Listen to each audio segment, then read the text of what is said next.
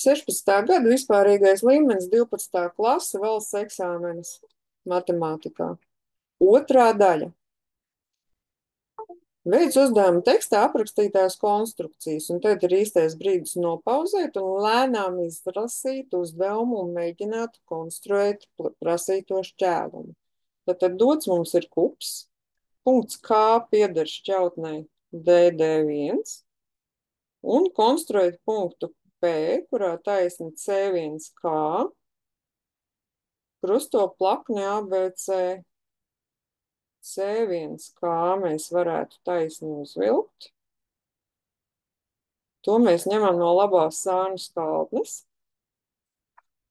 Un no pamata plaknes mēs pagarināsim CD taisni līdz tā krusto C1K. Un tas, ko mēs šeit iegūstam, ir prasītais jaunais punktiņš P. Lūk, šis te punkts. Tagad jākonstruē taisni, pa kuras ceļās prasītais šķēlums C1KB un pamata plakni. Un to mēs darām tā, ka savienojam punktu B, velkam taisni uz punktu jauno P. Un šī konstrukcija DC pagarinājums, ja CP bija pamatplaknē, un BP ir pamatplaknē. Mums prasa, kāda taisna tad mums izveidojās šķēlumā? BP, bet pamata malu AD punktā R krusto.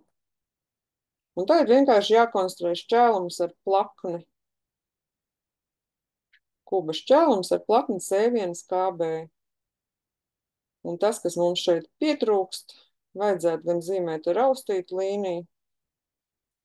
Labi, uzzīmēsim taisnāku taisni, savienosim B ar C1 un R ar K.